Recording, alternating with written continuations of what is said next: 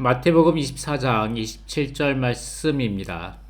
왜냐하면 번개가 동쪽에서 쳐서 서쪽까지 번쩍이듯이 사람의 아들이 오는 것도 그러할 것이기 때문입니다. 그리스도의 두 번째 오심에는 두 방면이 있습니다. 하나는 그분의 깨어 있는 믿는 이들과 관련된 은밀한 방면이고, 다른 하나는 믿지 않는 유대인들 및 이방인들과 관련된 공개적인 방면입니다. 여기에서 번개는 대환난 후에 일어날 공개적인 방면을 상징하지만 24장 43절에 도둑이 오는 것은 대환난 전에 일어나게 될 은밀한 방면을 상징합니다.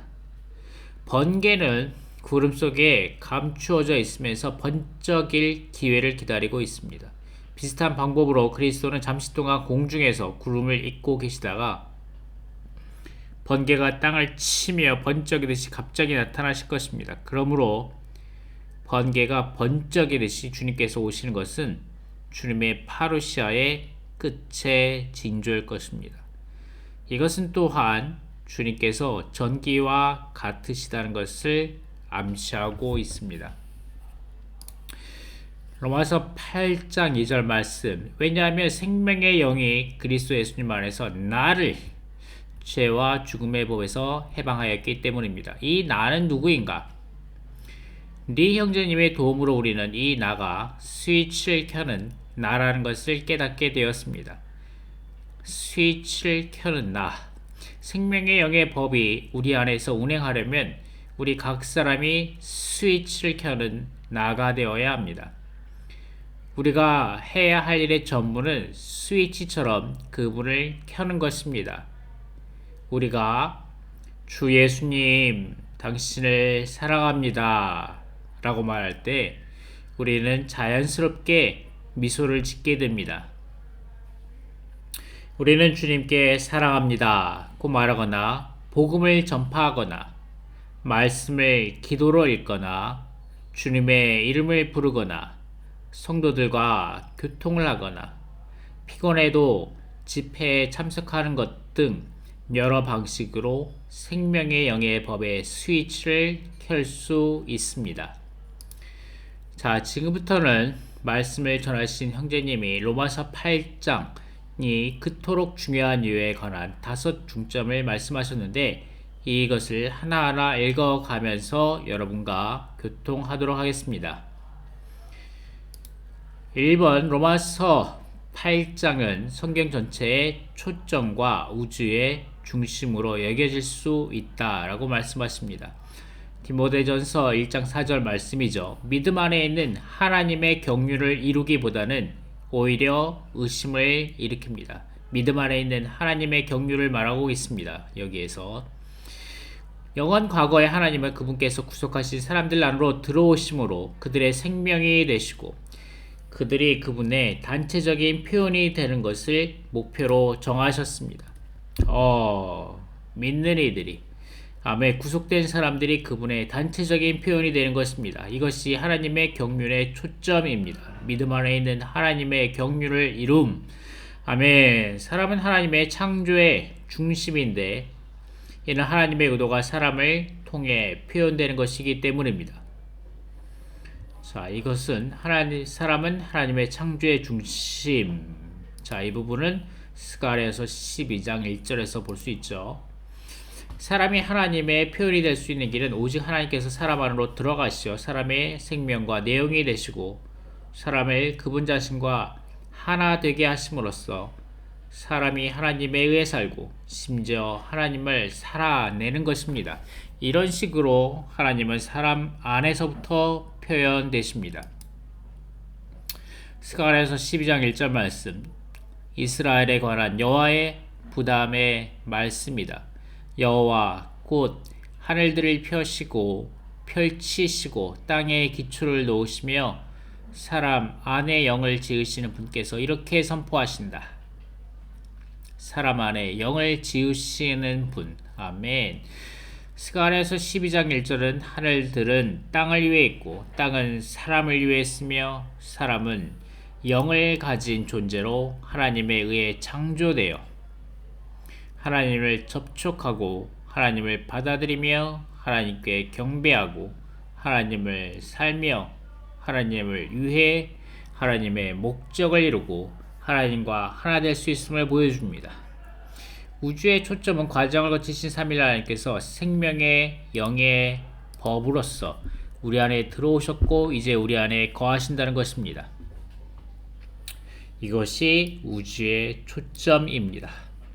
이것은 가장 위대한 기적입니다. 우리 안에 그 어떤 것도 이보다 더 중요할 수 없습니다. 삼위일 하나님께서 우리 안에 거하시고 우리와 하나이시기 때문에 우리는 모두 기쁨으로 충만해야 합니다.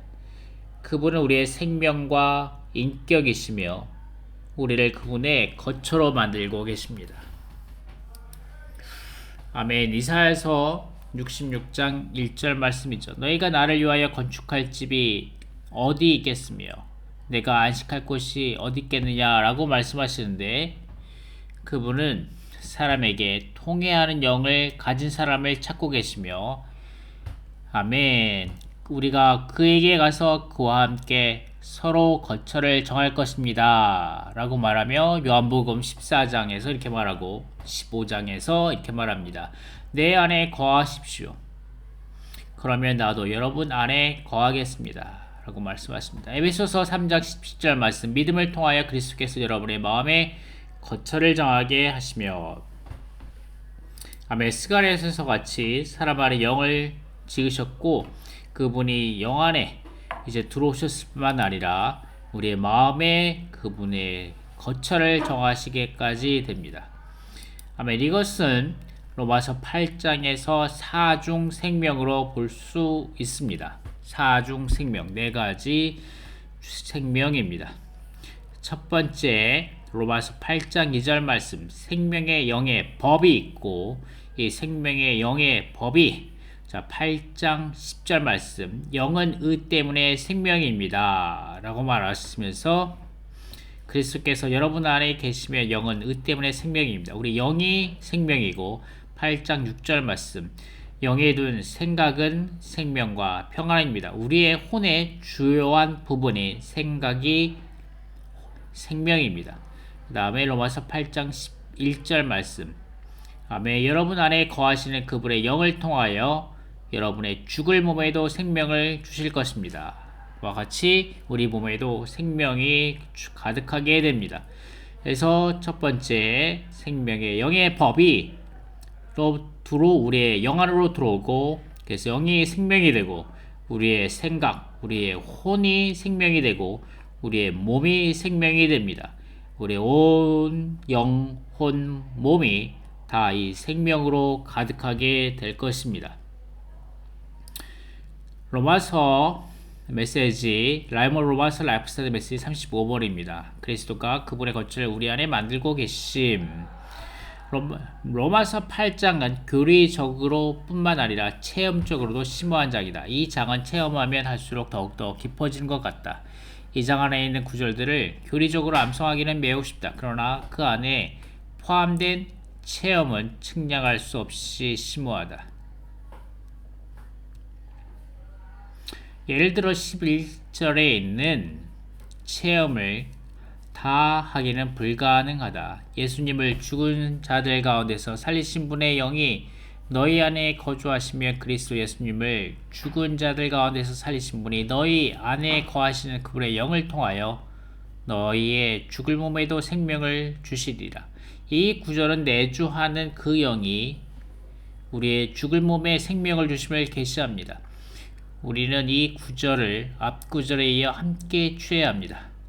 또한 그리스도께서 너희 안에 계시면 몸은 죄로 인하여 죽은 것이라 영은 의를 인하여 생명이라. 그리스도께서 우리 안에 계시기 때문에 우리의 몸은 죄로 인해 죽었지만 우리의 영은 생명입니다. 11절은 그 영이신 이 그리스도가 우리 안에 계실 뿐만 아니라 우리 안에 거주하셔야 한다고 말합니다. 거주하셔야 합니다. 그리스도를 우리 안에 계시게 한 것과 그리스도를 우리 안에 거주하게 하는 것은 다른 것입니다. 10절에서는 안에라는 단어가 있지만 11절에서는 더 이상 안에만의 문제가 아니라 안에 거주하는 문제이다. 그리스도가 단지 당신 안에 계시는가 아니면 당신 안에 거주하고 계시는가? 우리에게는 그리스도의 내주하심이 필요합니다. 아멘. 이것을 위해 우리는 반드시 그분에게 우리의 존재 안에 지위를 드려야 합니다. 그리스도는 당신 안에 계시지만 당신 안에 거주하실 수 없을지도 모릅니다. 왜냐하면 그분이 당신 안에 지위를 갖지 못하고 거주할 곳을 갖지 못했기 때문입니다. 만일 당신이 그리스도가 당신 안에 거주하게 해드린다면 내주하시는 영이신 그 내주하는 그리스도는 당신의 영으로부터 죽을 몸 안으로 생명을 나눠 주실 것입니다. 이것은 내주하는 그 영이 자신을 우리의 영에서부터 우리의 몸의 지체들 안으로 확장시킨다는 것을 뜻합니다. 우리의 내주하는 영이, 내주하는 생명준의 생명의 영의 법이 우리의 영에서부터 우리의 혼을 거쳐 우리의 몸까지 확장되어 가실 것입니다. 아멘. 내주하는 그리스도께서 당신의 영을 살리신 후에 당신의 죽을 몸의 지체들을 소생시키기를 원하신다. 나는 당신의 영 안에 그리스도가 있으며 당신의 영이 생명이라는 확신을 갖고 있다. 그러나 나는 그리스도께서 당신의 죽은 몸 또한 죽을 몸의 지체들 속으로 생명을 나눠 주실 수 없었음을 우려한다. 우리의 몸은 한 면으로는 죽은 몸이고 다른 한 면으로는 죽을 몸이다. 주님을 찬양하자 8장 11절에서 우리는 우리의 죽은 몸에 생명이 공급되는 길을 본다. 그 길은 그리스도께서 우리 안에 거주하시게 하고 우리 안에 그분의 거처를 만들게 해드리는 것입니다. 안에 거하다로 번역된 헬라어 단어는 머무르다는 말이 아니다. 그것은 에베소서 3장 17절에서 그리스도께서 그분의 거처를 우리 마음에 정하신다고 할 때 사용된 단어와 같은 어근에서 나온 것이다. 이 어근은 집이나 거처를, 가정을 의미한다. 그러므로 그것은 머무른다는 보통 말이 아니라 그리스도께서 그분의 거처를 우리 안에 만드심과 관련된 무게 있는 말입니다. 아멘. 그리스도는 우리 안에서 더 많은 지위를 얻고 그분의 거처를 우리 안에 만드시기를 원하십니다. 그러나 그분도 우리 안에 정착하는 것이 자유롭지 못할 것입니다. 의심할 바 없이 우리의 영은 생명입니다. 그러나 우리는 우리의 몸 안에 생명을 갖지 못했을 것입니다. 우리 영 안에 그리스도를 가졌지만 그분을 표현하지는 못합니다. 아멘. 이번 교회 훈련 말씀의 전체 제목이 그리스도를 체험하고 누리고 표현함이죠. 어떤 이들은 외치고 찬양하는 것이 헛되다고 말했다. 그러나 만일 그것들이 헛되다면 왜 어떤 이들은 주님을 찬양합니다 라고 말할 수 있고 다른 사람들은 할 수 없는가? 많은 목사들이 이렇게 하지 못한다. 왜냐하면 어떤 의미에서 그들은 죽었기 때문이다. 수년 전 한 특별 집회에서 어떤 청년이 일어나서 자기는 오 주 예수여 라고 이름 부르는 것에 동의하지 않는다고 말했다. 그러나 그는 그 말을 하면서 자연스럽게 오 주 예수여 라고 불렀다. 이와 같은 경우가 많이 있었다. 많은 사람이 주님을 찬양하지 않는다. 왜냐하면 그들의 영은 약하고 내주하는 그리스도에 의해 소생되지 못한 그들의 몸은 내주하는 사망에 의해 죽었기 때문이다. 그러나 만일 우리가 그리스도께서 우리 속에서 1인치라도 지위를 얻게 해드린다면 우리의 죽을 몸에 생명이 공급될 것이다. 그것은 영에서부터 우리 죽은 지체들 속으로 확장될 것이며 우리는 주님을 찬양하기 시작할 것이다. 우리가 주님을 찬양하면 할수록 우리의 전 존재는 더욱더 능력을 얻게 될 것입니다. 아멘. 주님을 찬양합니다. 해방된 사람들, 우리는 죄와 죽음의 요소들이 우리 안에 있음을 부인할 수 없습니다. 주님께 감사드리는 것은 우리는 또한 생명의 영이라는 요소도 갖고 있습니다. 더 나아가 우리는 내주하는 그리스도의 요소도 갖고 있습니다. 이 모든 요소들을 우리 안에 갖고 있으므로 문제는 요리를 하는데 어떤 것을 사용하느냐에 있습니다. 어느 자매는 부엌에 많은 요소들을 갖고 있습니다. 그러나 모든 것은 그녀가 유리하는데 어떤 것을 사용하느냐에 달려있습니다. 우리는 항상 영으로 돌이켜서 영을 따라 살아야 합니다.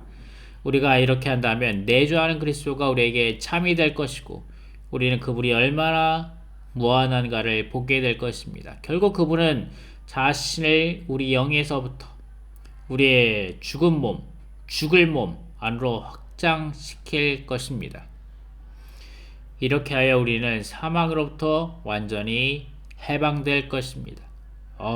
죽음으로부터 완전히 해방될 것입니다. 아멘. 죄와 율법과 육체와 죽음으로부터 해방될 때 우리는 진실로 해방된 사람들입니다. 아멘. 죄와 율법과 육체와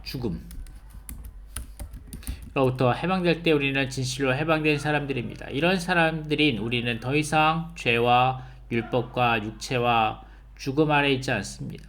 이 모든 것들에서 해방되는 방법은 우리 옛사람을 십자가에 못 박히게 하는 것이고 우리 옛 남편을 장사 지내고 영으로 돌이키는 것이며 생각을 영 위에 두는 것이며 영을 따라 행하는 것입니다. 만일 우리가 이렇게 한다면 결국 우리는 완전하게 해방될 것입니다. 이 말은 단순하고 간단할지 모르지만 만일 우리가 이것을 실행하고 체험한다면 우리는 이것이 무한하고 측량할 수 없는 깊고 심오한 것임을 보게 될 것입니다. 자, 두 번째로 넘어갑니다. 로마서 8장은 필사적으로 추구하는 이들을 위한 장입니다. 하나님의 신약 경륜 안에 있는 비밀들에 이런 말씀이 있습니다. 생명의 영의 법은 하나님의 신약 경륜 안에 있는 비밀스러운 유기체로 인도하는 열쇠이다. 하나님의 신약 경륜 안에 있는 비밀스러운 유기체는 우리의 생명이 되시는 그리스도와 관련된 문제이다. 골로새서 3장 4절 말씀. 그리스도는 우리의 생명이십니다. 아멘. 그리스도는 우리의 생명이십니다. 생명에는 법이 있다. 생명에 법이 없으면 우리에게 있는 것은 다만 외적인 규율과 규례뿐이다 라고 말씀하십니다. 아멘. 우리 외적인 규율과 규례가 아니라 비밀스러운 유기체, 이 생명, 그리스도는 우리의 생명이십니다. 아멘. 이것으로 인도하는 열쇠를 우리가 갖고 있습니다. 이것은 생명의 영의 법입니다.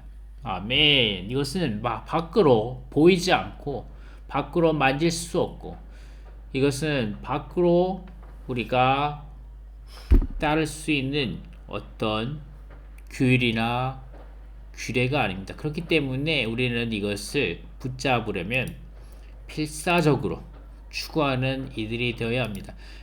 온전케 하는 훈련에 이런 구절이 있습니다. 로마서 8장은 사람들을 분발시키려고 하지 않는다. 또 뒤로 물러난 사람들을 주님께로 이끌려고 하지도 않는다. 이 장은 필사적으로 해방되고자 하는 이들을 위한 장이다. 이 말이 너무나 멋있지 않습니까? 로마서 8장은 필사적으로 해방되고자 하는 이들을 위한 장입니다. 이 생명의 영의 법, 이것에 대하여 주관적으로 깊이 있게 체험하기 원한다면 우리는 필사적으로 해방되고자 하는 강한 원함이 추구하는 자들이 되어야 합니다. 우리는 7장의 마지막 부분에 의해 이것을 알 수 있다. 바울은 나는 비참한 사람입니다. 누가 이 죽음의 몸에서 나를 건져내겠습니까? 라고 부르짖는다. 바울은 필사적이었다. 그는 극도로 추구하고 있었다. 그의 마음속에는 그러한 해방 외에는 아무것도 없었다. 그는 자신이 시도한 모든 방법이 통하지 않는다는 것을 알았다. 그에게 선을 행하려는 의지는 있었지만 선을 행하는 행함은 없었다. 그는 필사적인 사람이었다. 8장은 그러한 사람을 위한 장이다. 8장은 1장에 있는 사람이나 2장에 있는 사람을 위한 장이 아니라 7장의 끝부분과 8장의 시작 부분에 있는 사람을 위한 장이다. 그러한 필사적인 부르짖음 후에 응답이 왔다. 그러므로 이제 그리스도 예수님 안에 있는 사람들은 결코 유죄 판결을 받지 않습니다. 그런 다음에 이제 그리스도 예수님 안에서는 왜 유죄 판결이 없는지에 대한 이유를 말한다. 왜냐하면 생명의 영의 법이 그리스도 예수님 안에서 나를 죄와 죽음의 법에서 해방하였기 때문입니다. 왜 그리스도 안에서는 유죄 판결이 없는가? 생명의 영의 법이 바울 안에 이미 설치되었기 때문입니다.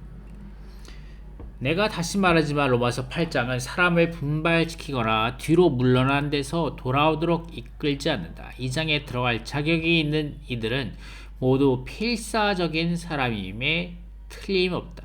이들은 구원받고 주님을 추구하면서 추구하는 길에서 실패한 후 필사적이게 되었다. 우리는 필사적인 이들이어야 한다. 이 장은 주님을 향하는 마음이 우리에게 없기 때문에 우리를 분발시키려는 것이 아니다. 이 장은 우리가 우리 안에 무엇을 가지고 있는지에 대한 분명한 조망을 제시한다.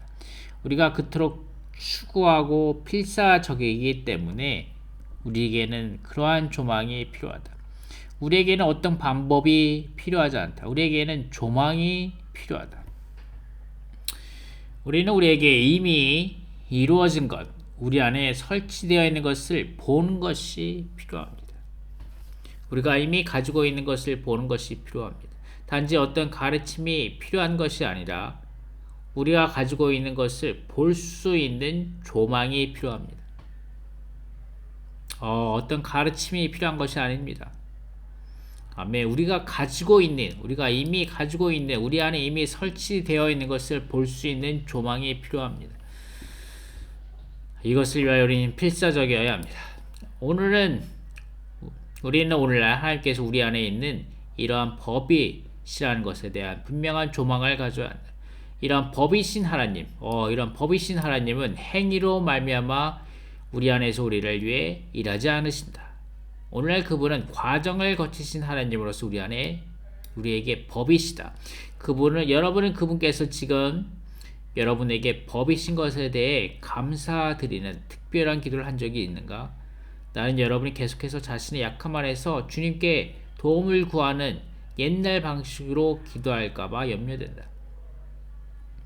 여전히 여러분은 성질을 내지 않도록 도와달라고 주님께 구한다. 전기가 이미 들어왔기에 우리를 위해 무언가를 해달라고 발전소에 무릎을 꿇고 기도할 필요가 없다. 여러분은 하나님께서 생명의 영의 방법으로 여러분 안에 설치되어 계심을 참으로 깨달았는가? 그분은 행위가 아니라 그 하나의 법으로서 우리 안에서 일하십니다. 우리가 해야 할 것은 그분께 협력해 드리는 것입니다. 자, 7장에서 이렇게 말하죠. 우리는 바울이 거듭 패한 것을 본다. 왜냐하면 그가 자신의 타고난 의지의 힘을 사용하여 죄와 죽음의 법을 이기려고 애썼기 때문이다. 그 결론은 나는 비참한 사람입니다. 누가 이 죽음의 몸에서 나를 건져내겠습니까? 라는 것이었다. 이것은 바울에게 있어서 교리가 아니었다. 그는 자신이 비참한 사람이라는 것을 깨달았다. 여러분은 자신이 참으로 비참한 사람이라는 것을 깨달았는가?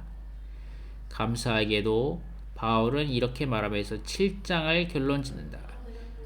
우리 주 예수 그리스도로 말미암아 하나님께 감사드립니다. 그죠?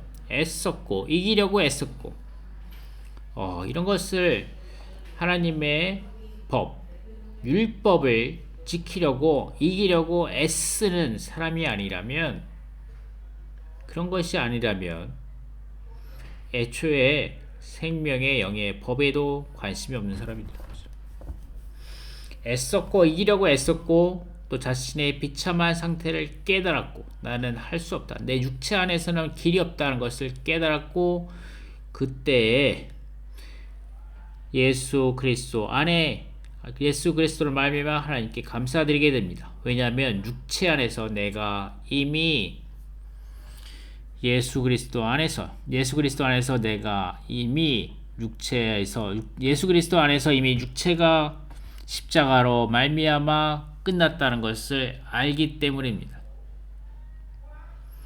아멘. 애쓰고 깨달아야 되고 자신이 비참한 사람이라는 것, 그리고 또한 육체 안에서 예수 그리스도의 육체 안에서 죄가 유죄 판결을 받았다는 것에 대해서 깨달았을 때 우리는 하나님께 감사하게 됩니다. 아멘. 필사적으로 영으로 돌이킴. 아마 당신은 과거에 내가 그랬던 것처럼 왜 주님이 이 죄의 혼합을 우리에게 제거하지 않으시는가를 의아해야 할 것이다. 주님은 지혜로우시며 그분이 행하신 것을 아신다. 비록 육체가 죄로 충만하고 추악해도 주님은 고의로 그것을 없애지 않으신다. 주님은 계속적으로 우리를 실망시키기 위해 우리에게서 육체를 제거하지 않는다. 그분은 우리가 주님께 도움을 청하지 않을 수 없게 되도록 육체에 남아있는 것을 허락하십니다. 만일 육체가 없다면 우리는 그렇게 필사적으로 주님의 이름을 부르지 않을 것입니다. 만일 육체에 문제가 없다면 나는 우리가 그렇게 많이 기도하리라고 믿지 않습니다. 아멘. 그렇습니다.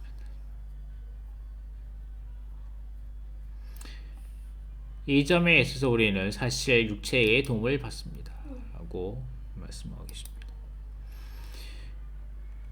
그리고 로마서 메시지 50번 메시지가 아주 좋은데 함께 좀 읽어보겠습니다. 주님에게 속한 추구하는 자들은 육신 때문에 괴로움을 당한다. 육신은 우리 모두에게 많은 실패를 갖게 한다. 그러나 우리의 실패를 통하여 주님께 속한 그 무엇이 우리 존재 안으로 들어온다. 해마다 하나님은 주로 나의 실패를 통해 내 안에서 증가되어 오셨음을 나는 간증할 수 있다. 나는 감히 우리가 더 많은 실패를 할수록 보다 더 나은 상태에 있게 되리라고는 말하지 못하겠다. 그러나 하나님은 우리가 주님 안에서 잘하는 것을 돕기 위해 우리의 실패들을 사용하신다는 것을 나는 말할 수 있다. 그러나 이것은 오직 우리가 주님을 사랑하고 필사적으로 그분을 추구할 때에만 해당되는 말입니다. 만약 우리가 주님을 필사적으로 추구한다면 성공을 하든 실패를 하든 우리는 평안할 것이며, 아멘. 주님은 이 실패를 사용하셔서 아멘 우리 안에 더 들어오실 것입니다. 우리 모두는 반드시 죄와 죽음과 사탄에 대해 왕노릇하기를 열심히 추구해야 합니다. 그러나 우리가 생명 안에서 이 세 가지 제작들에 대해 왕노릇하기 위해 부지런히 노력하더라도 우리는 성공보다 실패를 더 많이 체험하게 될 것입니다. 실망하지 말라. 당신이 주님을 사랑하고 그분을 추구하는 한 그분 자신을 더 많이 여러분 안으로 넣으시기 위해 당신의 실패조차도 사용하실 것이다. 우리 중 많은 이들이 성공보다는 실패를 통해 주님을 더욱 많이 얻었음을 간증할 수 있습니다. 우리의 실패는 우리로 하여금 주님께 나아가지 않을 수 없게 하며 우리로 하여금 필사적으로 영 안으로 들어가게 합니다. 결국 그렇게 필사적으로 영으로 돌이킴으로써 우리는 완전히 주님으로 적셔지게 될 것입니다. 아멘. 그렇습니다. 나는 거룩과 영성과 승리의 생활에 관한 수많은 책을 읽었다. 나는 그 책들이 제안한 모든 방법들로 노력해 보았다. 그 방법들 중 어느 것도 전적으로 성공하지 못했다. 우리는 반드시 거룩해야 하고 영적이어야 하며 승리해야 한다는 것을 알고 있지만 우리는 너무도 못 미치고 고통을 겪는다. 우리가 어떤 상황 안에 있을 때 우리가 주님께 더 열려지고 더 기꺼이 주님께 돌이키며 그분 자신을 우리 속으로 넣으시도록 더 기꺼이 허락해 드리는 것은 이런 이유 때문입니다. 아멘. 죄와 사망과 사탄이 우리 육신 안에서 계속적인 모임을 갖기 때문에 우리 모두는 결국 극도로 괴로움을 당하고 심지어 우리의 육신을 혐오하게 됩니다. 아멘. 그러나 하나님은 모든 것을 주재하십니다. 만약 우리가 그분을 추구한다면, 필사적으로 추구한다면 육체의 죄의 혼합을조차도 우리가 주님을 얻는 데 도움이 될 것입니다. 우리는 매우 자주 실패하기 때문에 영 안으로 들어가지 않을 수 없게 되고 이렇게 하여 우리는 그 영을 더 얻게 됩니다. 이것은 승리의 문제가 아니다. 이것은 그 영을 얻는 문제입니다. 교리적으로 우리가 영으로 돌이켜야 한다고 말하기는 쉽다. 그러나 이것을 실행하기는 다소 어렵다. 어떤 이들은 그들의 상황이 비천할 때 영으로 돌이키기가 어렵다고 생각할지 모른다. 나는 그것에 동의하지 않는다. 그러한 경우에 외적으로 사람 앞에서 영으로 돌이키기는 어려울지 모릅니다. 그러나 참된 내적 돌이킴은 더 쉽습니다. 만일 우리의 상태가 결코 비천하지 않다면 우리가 아마 매우 얕은 정도로 영으로 돌이킬 것입니다. 그러나 큰 실패를 할 때 우리는 참으로 우리의 영으로 돌이키게 될 것입니다. 아멘. 로마서 8장 4절은 육체를 따라 행하지 말고 영을 따라 행하라고 말한다. 이것에 관해 말하기는 매우 쉽다. 그러나 이것을 실행하기는 쉽지 않습니다. 실제로 이 구절 안으로 들어가기 위해서 우리는 많은 실패와 체험을 통해 과정을 거칠 필요가 있습니다. 그런 다음에 우리는 더욱 영 안에 있는 자신을 발견하게 될 것입니다. 육신을 처리하고 그 영향에서 구원받는 유일한 방법은 영 안으로 들어가는 것입니다. 아멘. 불을 켜지 않고는 어둠을 처리할 방법이 없다. 우리가 아무리 많이 어둠을 처리하더라도 빛이 들어올 때까지 어둠은 남아있을 것이다. 동일한 원칙으로 만일 우리에게 그 영이 부족하다면 우리는 육신을 처리할 수 없습니다. 우리가 그 영을 떠나서 우리의 육신을 처리하면 할수록 그 육신은 더 강해지고 더 활동적으로 됩니다. 우리 자신의 분투로서는 육신을 이길 수 없습니다. 육체로부터 구출되는 유일한 길은 영으로 돌이켜서 영 안으로 뛰어드는 것입니다. 아멘. 문제는 우리가 기꺼이 영으로 돌이키는 경우가 매우 드물다는 것입니다. 그렇기 때문에 우리에게는 우리를 기꺼이 영으로 돌이키게 만드는 실패들이 필요합니다. 일단 우리가 영으로 돌이키면 우리는 자동적으로 영을 따라 행합니다. 우리 모두에게는 우리가 영으로 향하도록 강권하고 나아가도록 재촉하는 그 무엇이 필요합니다. 이 문제에 있어서 우리 자신의 자원함은 충분하지 못합니다. 하나님은 그분의 주권 안에서 그분의 목적 성취를 위해 육체를 사용하는 방법을 갖고 계십니다. 그분은 그분의 경륜을 수행하기 위하여 우리와 관계된 모든 것을 주권적으로 관리하십니다. 아멘. 자, 여기에 사중 생명이 있을 뿐만 아니라 지난번에 했었죠. 여기에 세 가지 법을 볼 수 있습니다. 우선 메시지 7장에서는 우리는 세 가지 법을 볼 수 있습니다. 첫 번째는 하나님의 법은 요구를 내세우고 두 번째 법, 우리 마음에 있는 선의 법은 이 하나님의 법의 요구에 대하여 빨리 반응합니다. 셋째, 우리 지체 안에 있는, 우리 몸 안에 있는 죄의 법은 언제든지 기회를 노려 우리 마음에 있는 선의 법과 싸워 우리를 이기고 사로잡아 우리를 포로로 삼습니다. 아멘. 사람이 왜 이렇게 복잡한가? 왜 이렇게 복잡한가? 여기서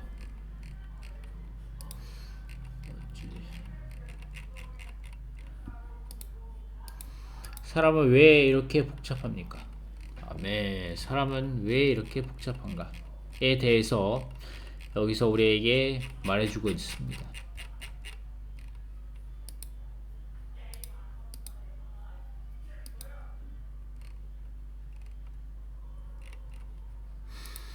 그 이유는 우리가 창조와 타락과 하나님의 구원의 세 단계를 거쳤기 때문입니다. 창조와 타락과 하나님의 구원의 세 단계를 거쳤기 때문입니다. 아멘. 우리는 창조되었고 타락하여 타락되었으며 구원되었습니다. 이것이 우리의 역사이자 전개이기 때문입니다. 아멘. 우리가 하나님의 창조 안에서 사람의 생명을 받았습니다. 이 생명 우리로 사람이 되게 한다. 타락했을 때 또 다른 생명이 우리 안에 주입되었다. 그것이 우리 몸속에 들어 사탄의 악한 생명입니다. 우리가 구원받은 후 경륜을 거친 하나님의 생명의 성령으로 우리 영 안에 들어왔습니다. 그러므로 우리 속에는 새 인격이 있습니다.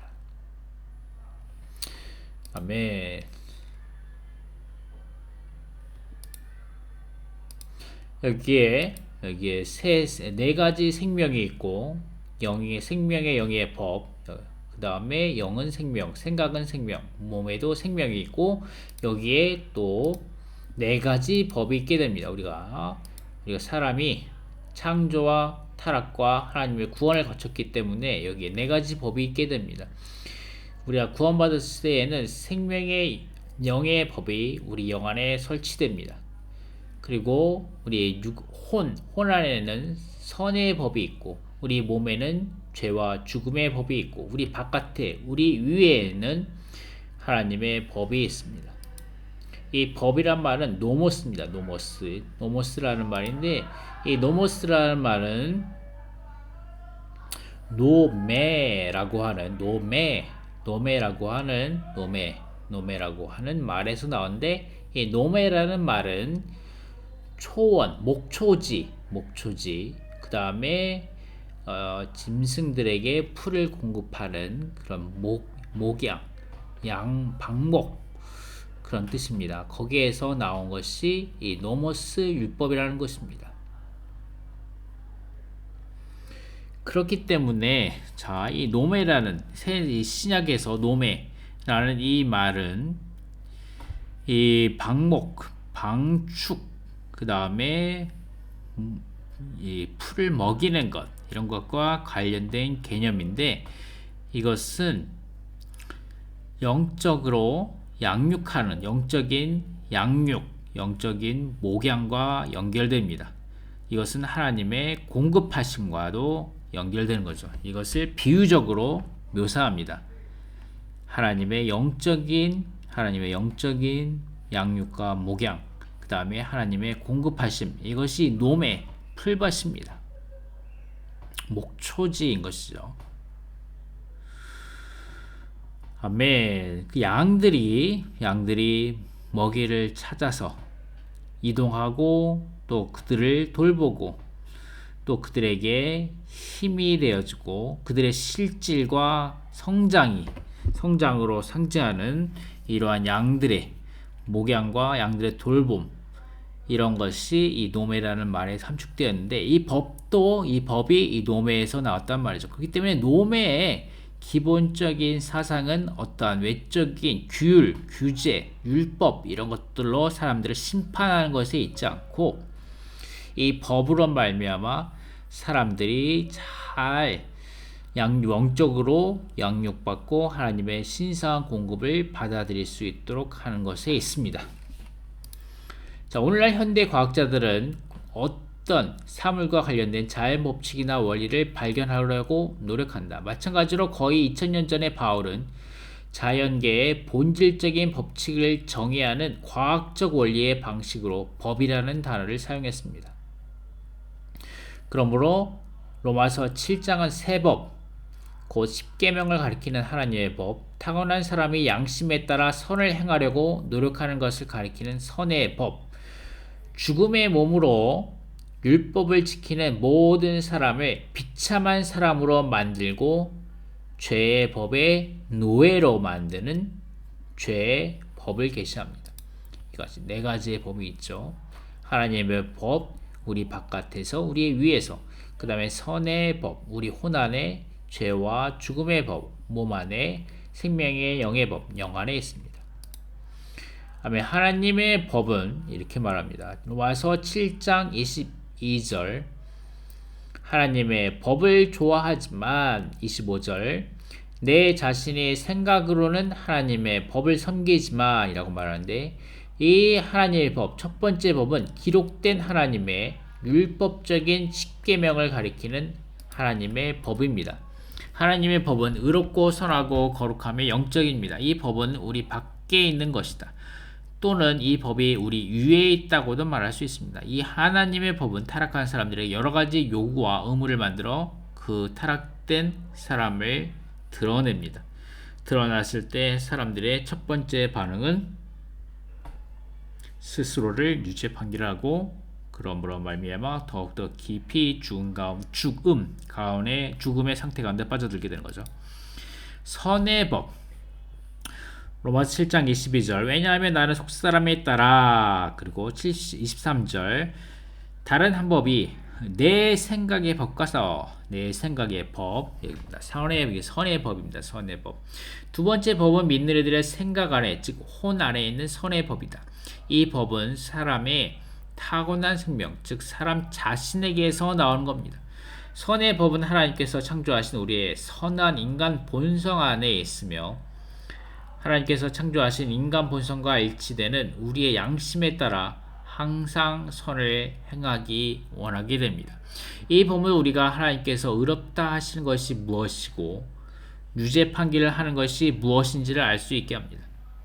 하나님께서 의롭다 하신 것이 무엇인지, 그 다음에 무엇이 유죄 판결, 그리고 유죄 판결하는 것이 무엇인지를 알 수 있게 해줍니다. 하나님의 법이 우리의 위와 바깥에서 우리에게 요구하는 반면에 선의 법은 사람의 혼에 속한 마음에 있다. 우리 마음 안에 있는 것은 있는 선의 법은 하나님의 법과 부합하고 그 요구에 반응하여 그 법을 지키려고 노력합니다. 우리 마음에 있는 선한 법은 하나님의 법과 부합하고 그 요구에 반응하여 그 법을 지키려고 노력한다는 거죠. 하나님의 법이 우리에게 요구를 부과할 때마다 우리 혼에 있는 선한 법은 그에 반응한다. 만약 하나님의 법이 너희 부모님을 공경하라고 말하면 우리 마음에 있는 선의 법은 즉시 아멘, 나는 그렇게 하겠습니다. 나는 부모님을 공경하겠습니다. 라고 대답한다는 거죠. 이것은 우리가 생활에서 얻는 경험이다. 하나님의 법이 요구할 때마다 우리 혼에 있는 선의 법은 반응한다. 그 요구를 이룰 것을 약속한다. 그러나 결국 실패하죠. 아멘. 그렇습니다. 그래서 죄와 죽음의 법.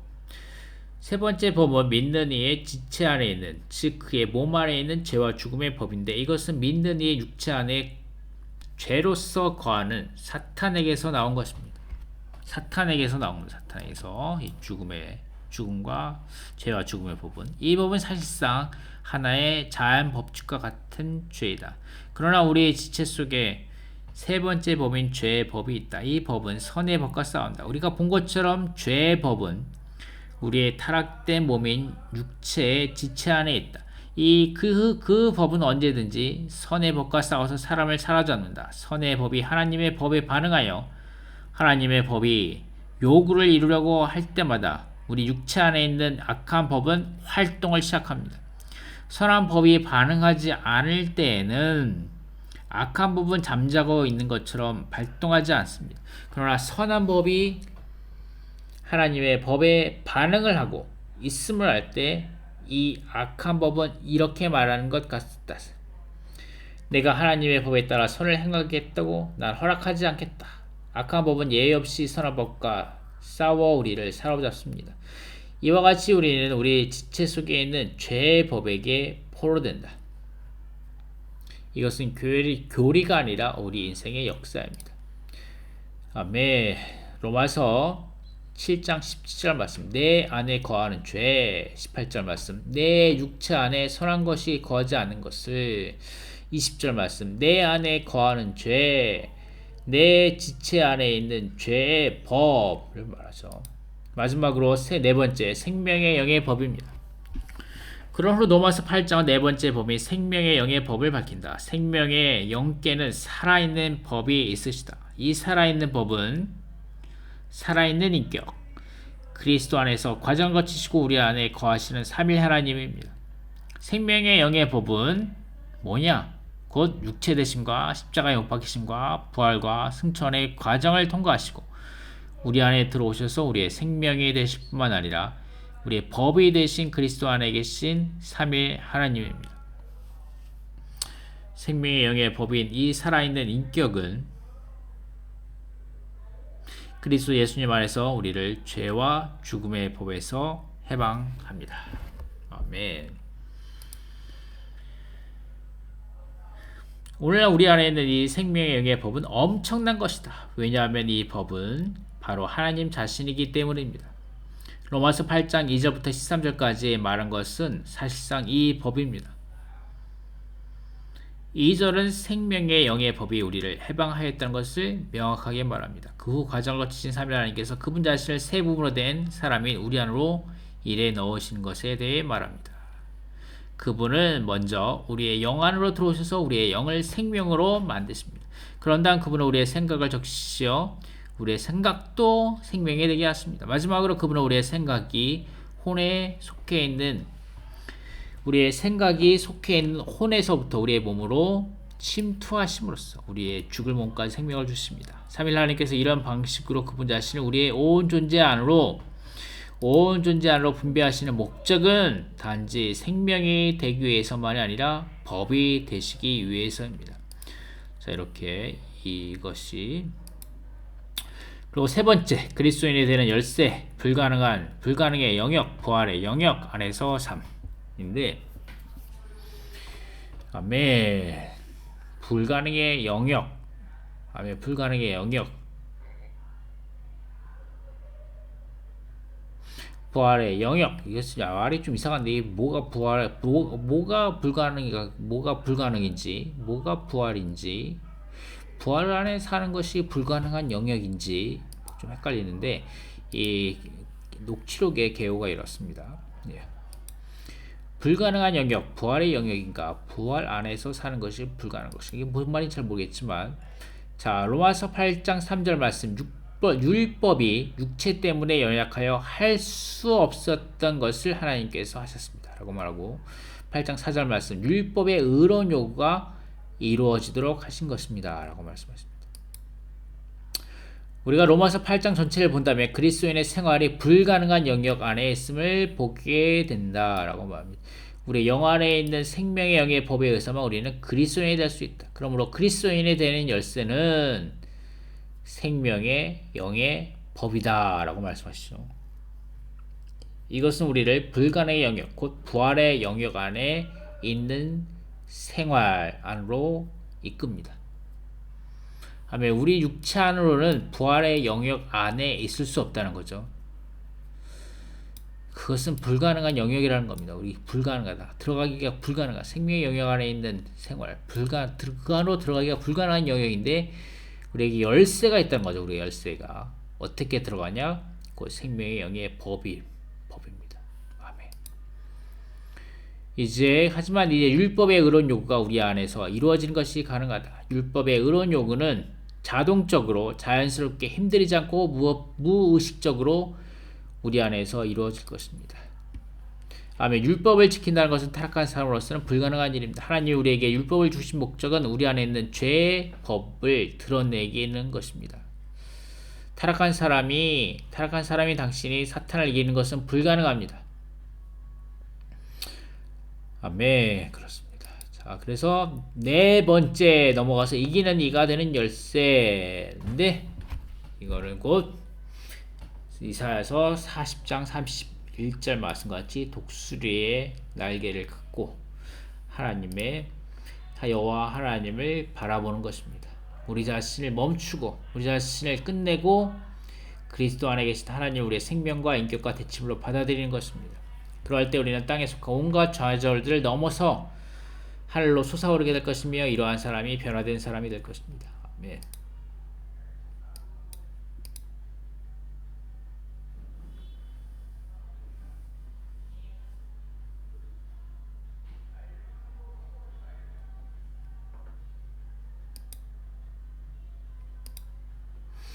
여호와를 바라는 이들은 새 힘을 얻으리니 독수리처럼 날개침이 올라가 있고 뛰어도 지치지 않으며 걸어도 피곤하지 않을 것입니다. 우리는 우리의 생활과 일의 세세한 모든 부분에 대한 주님과 대화해야 합니다. 모든 것에 대해 주님과 이야기하는 법을 배워야 합니다. 그러할 때 이렇게 주님과 대화함으로써 우리는 독수리처럼 날개침이 올라갈 수 있게 됩니다. 마지막입니다. 마지막 몸의 비결을 하는 비결과 그리스도의 몸 안에서 사는 비결이 로마서 8장에 나옵니다.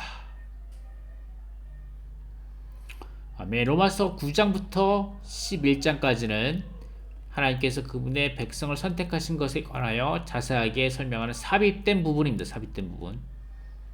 아멘. 그러므로 8장은 그리스도의 몸에 대해 말하는 12장으로 바로 이어지게 됩니다.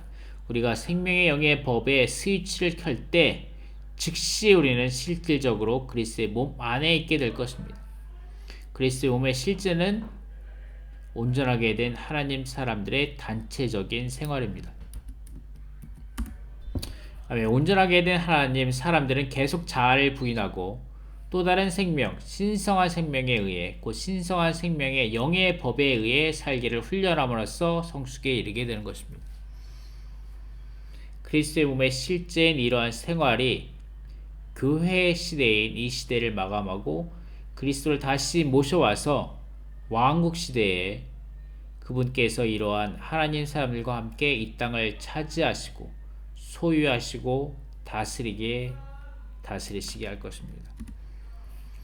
아멘. 그렇습니다. 그리스도의 몸의 실질을 정해야 하는 법은 다음 여러 가지가 있다라고 말씀하시고 말씀 넘어가겠습니다. 로마서는 그리스도인의 생활에 관한 책인 동시에 교회 생활에 관한 책이다. 그리스도인의 생활과 교회 생활에 관한 메시지 8장은 중요하다. 만일 이 장 안에 계시된 체험을 갖지 못한다면 우리가 합당한 그리스도인의 생활과 합당한 교회 생활을 갖기는 불가능합니다. 오늘날 수백만의 그리스도인들 가운데 8장에서 발견되는 중대한 비결을 아는 사람이 거의 없기 때문에 합당한 그리스도인의 생활과 합당한 교회 생활을 갖고 있는 사람이 별로 없습니다. 라고 말씀하셨습니다. 아멘.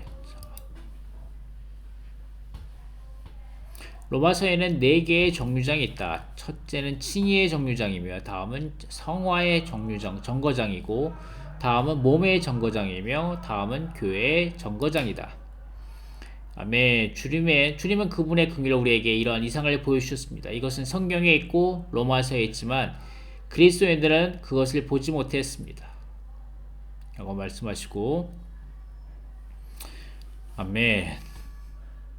여기서 마치겠습니다. 감사합니다. 이것으로 이 메시지를 오픈하신 메시지 14번을 오픈하신 에드막 형제님의 이 5가지 로마서 8장이 그토록 중요한 이유에 관한 5가지 중점을 함께 보게 된 것입니다. 아멘. 감사합니다.